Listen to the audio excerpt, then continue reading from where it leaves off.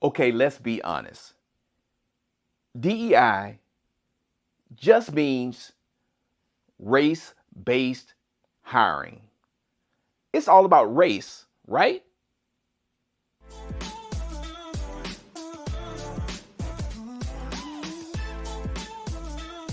Well, wake up leaders, this is Glenn Guyton, your cultural futurist and keynote speaker, helping you to unlock the power of your people. It is time for our executive coffee break. I don't have a beverage today, but I hope you have one because, they say that you can't choose your family, but you can choose your workplace culture and your beverage, of course. My goal is to equip you with effective strategies to foster a culture of innovation, reduce workplace stress, and elevate team performance. If you're watching on YouTube, don't forget to like and subscribe.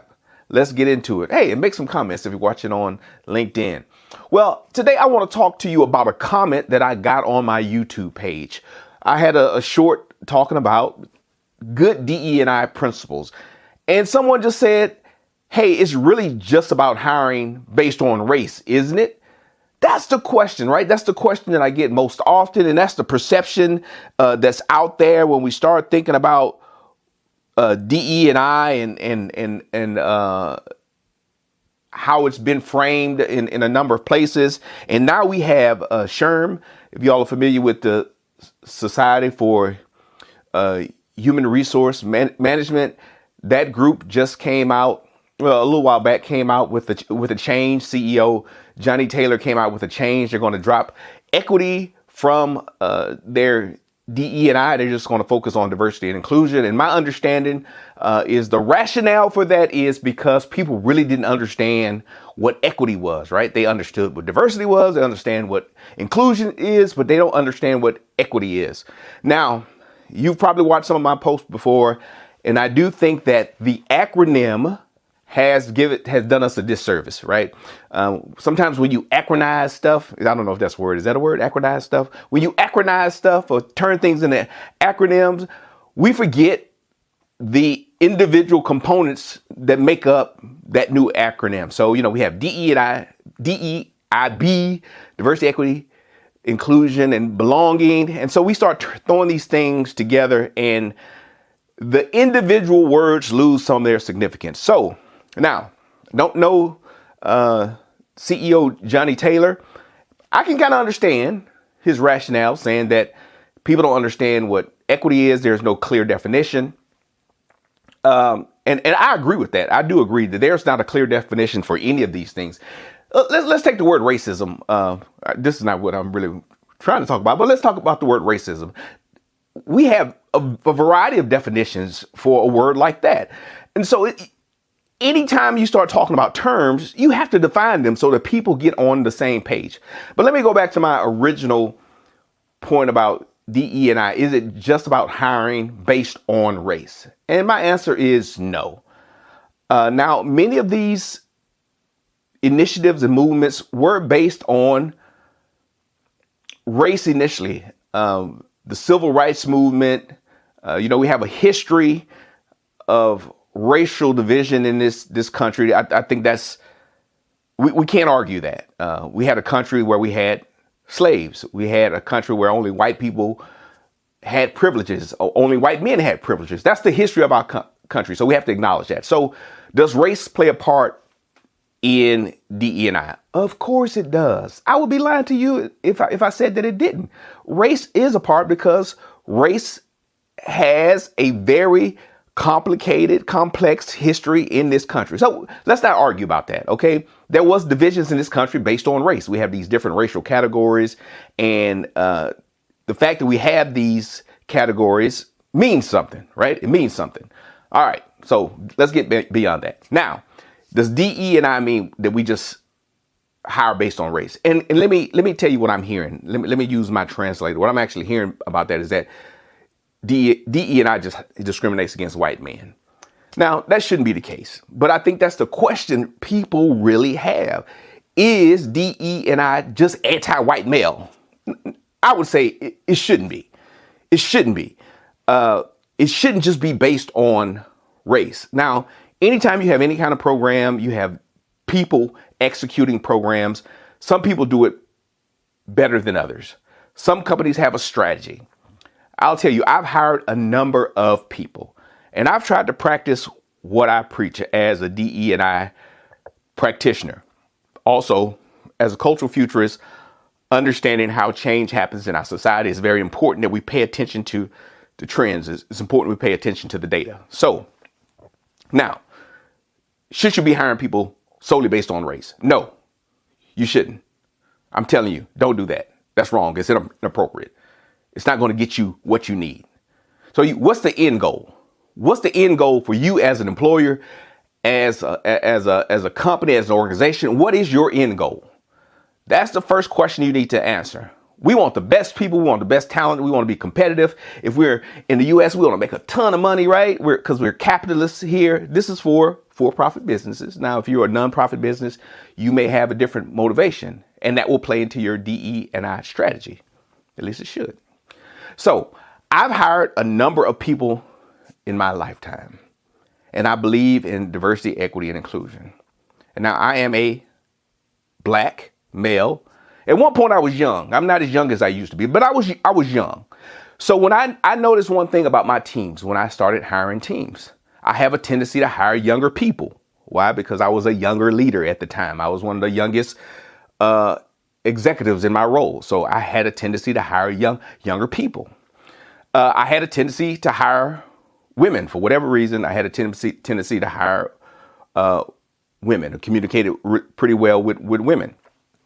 So I noticed that about my team. So I had to be intentional about hiring older people and also hiring males, because that was a blind spot for me. It was a bias. Now, so when I looked at my team, I said, okay, this team is skewing a little young. I need more maturity. I need more experience. So I took into consider race. I took into consider gender. I took into consider skill set. All those things played a role in the formation of my teams because I had a strategy.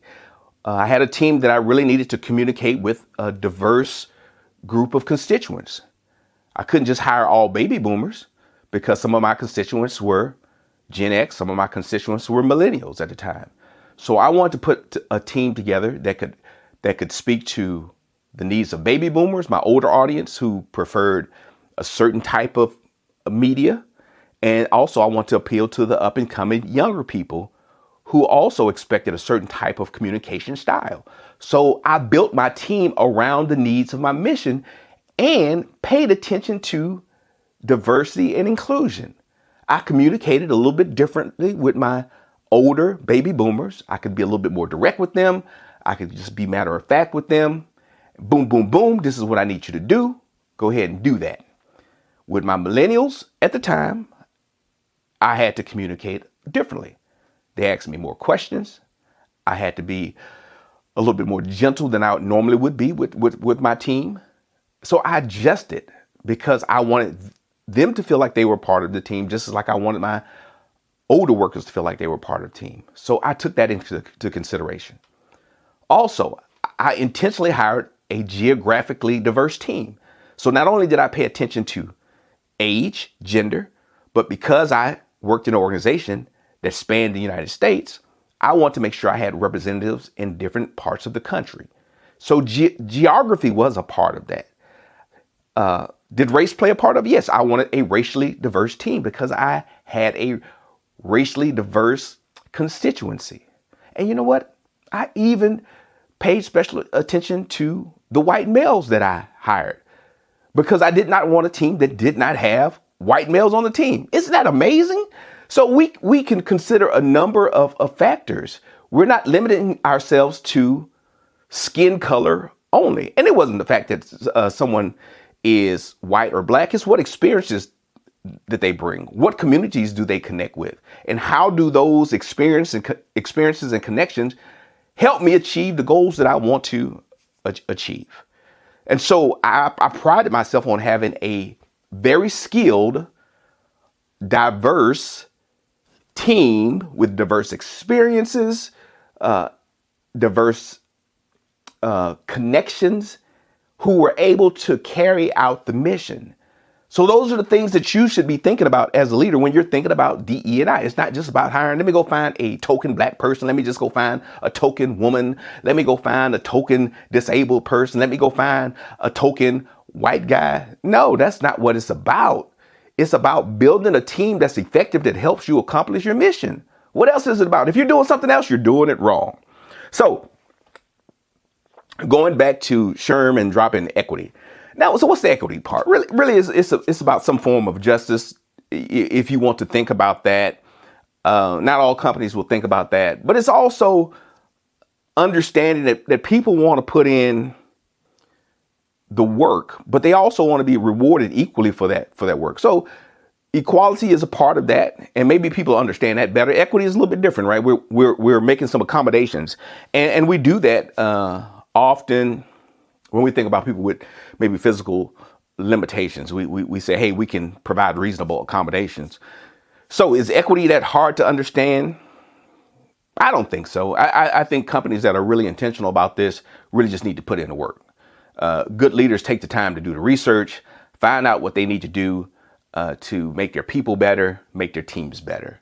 That's what this is about. It's not about pushing white men, white people to the side. It's about creating some opportunities. There have been a number of studies where blind hiring and these other things really are part of an equitable process, because we're giving people an equal opportunity to perform. And sometimes our bias just gets in the way. And hey, I'm biased about some things. I really am biased. I promise you. I have personal preferences and things like that I have to check. So I have to build systems around my bias and my own personal limitations in order for my organization to progress in a way that I want it to progress. I have to learn how to speak to people in ways that they can hear me, ways they can receive information. Do I treat my employees differently? I sure do. I treat all my employees differently. Is it based on race? Maybe, but it's not really based on just the color of their skin. It's based on the color of their experiences. How about that? It's based on the color of their experiences. It's based on the color of their expectations, because they come from different backgrounds, right? They come from, I almost said backgrounds. They come from different backgrounds. Was that a Freudian slip? I don't know. Maybe it was. But they come from different backgrounds. So we take those things into consideration. Why? Because we're good leaders. We take the whole person. We bring them in. We bring the whole person into the workplace. It's not a cookie cutter. It's not a widget factory. These are human beings. Human beings need extra care if you're going to be productive, if you're going to be ready for the workforce of the future. Now you can do what you want to and say, hey, I'm going to stand on these good old principles that I've always stood on, and we're not doing any of this new fancy stuff. You have to adapt, improvise, adapt, and overcome. I don't know if you've ever seen that movie with Clint Eastwood, Gunny Highway. You know, he said, improvise, adapt, and overcome. That's really the key to business, improvising, adapting, and overcoming. And part of that means learning how to manage your people. Hey, that's what I say, right? We're going to unlock the power of your people. I want you to unlock the power of your people. Bring in the right people that'll help you achieve your goals in the workplace with less stress and greater harmony. That's what we all want to do. At least I hope so. So that you get the right talent, you get the right level of skills, and you retain the people that are part of your wonderful organization. All right. So is there a racial component to this? Of course. This is America. Let's just be honest. Is that a negative thing? No. We want to overcome the negatives of the past and drive into the future. All right. Well, thank you so much. As always, let's not forget that better leaders get better results. So to every one of you leading the charge for a more supportive and engaging workplace, I leave you with this. Stay bold, stay inspired, and remember that your actions today shape the culture of tomorrow. My name is Glenn Guyton. You all have a wonderful, wonderful, wonderful day.